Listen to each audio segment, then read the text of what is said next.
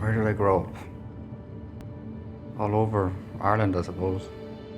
Mainly Dublin and London and Birmingham. See, all over England as well, really. So I say I'm from Dublin because to me, where I'm from is where were you born, so I'd say Dublin. 5 brothers I've got. 4 of them are married and 2 are single. Myself and my other little brother. My brother that's a year younger than me, he got married at 16. So, very young. When I was growing up, it was very freeing. It's hard to describe unless you've lived it.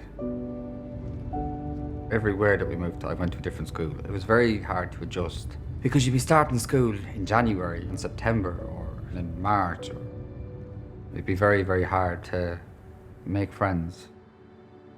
So you just kind of stick with your own.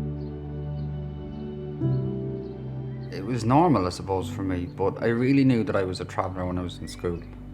It's only then that I'd ever really received that I was different, that there was certain people and travellers.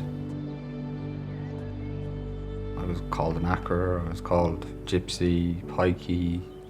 The words didn't really mean anything because I didn't understand them at the time, but I knew that they were angry. It's like I upset them and I didn't even know what I'd done. You'd say it to your family, but they'd be used to it. They wouldn't be surprised. And when you're from a family of boys, you couldn't be weak, I always knew I was different. I always felt I was different.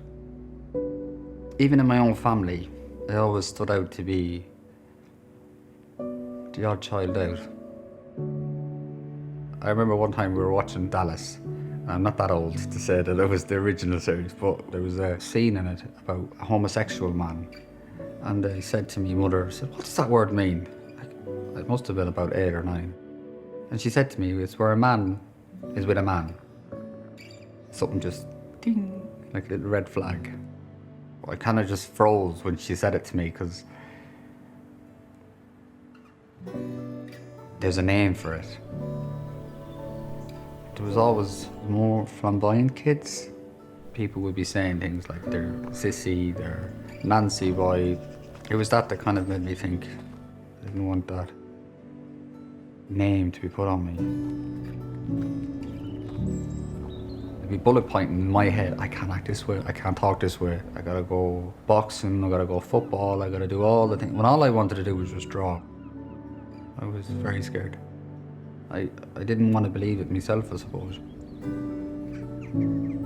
I wasn't accepted in the settled community because I was a traveller.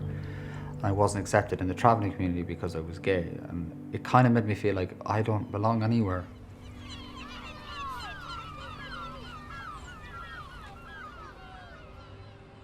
The majority of the time, we always make a bigger deal out of what it actually is.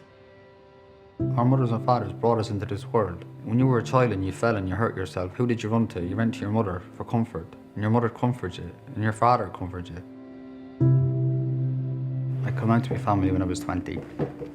I told my mother, and she was like, well, I don't think we should tell your father. I said, look, I think he's got every right to know just as much as you do. So later on that day, I went down to my mother and father's place. He said, you're gay. And there were so many things going through my head. I started crying and I said, I wish I could change it. If I could change it, I would. He'd help me stop crying. He said, stop crying, son. He said, there's nothing wrong with you. He said, if you go around thinking there's something wrong with you, he said, you're going to be a very unhappy person.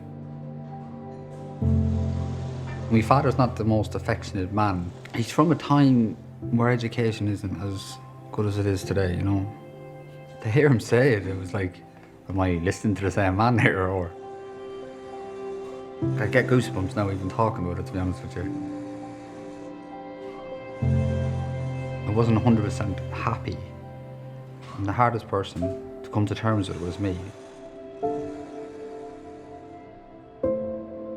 I don't blame the travelling community at all. At one point I was very angry with them because it was like, where's all these rules getting, like who said I've got to go by these rules, But it isn't their fault because they're following a tradition of their ancestors. It was always there, it was never spoke of. If they truly knew the way a person was going to take something, like a word or a name, I think they would double think it. And if they don't really understand it, I say to them, look, you know what it is for someone to hate you for no reason. Don't be that person.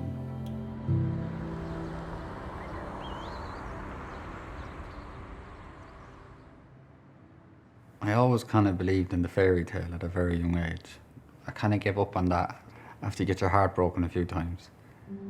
I suppose that's where fate intervenes, isn't it? Like, this boy added me on Facebook and I didn't know he was gay, but I knew he was handsome. We just started chatting and hit it off then. I just got this sense, like a jigsaw, I suppose, you know, and it just clicked. And then the thoughts of marriage start to come back, because I could start to see myself with this person forever, like, and a future and a home.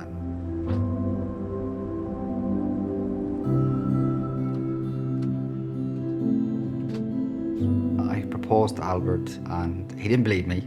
To be honest with you, when I asked him to marry me, even though I had it all mentally prepared and things like that, I still didn't really believe it myself, like. It's like for you, it fits you on. Yeah, it was one of the happiest moments of my life. You never think, well, I didn't anyway at one point. Now it's kind of like, get married and... Yeah, you have to start thinking about it. Yeah. I've educated my family just from coming out.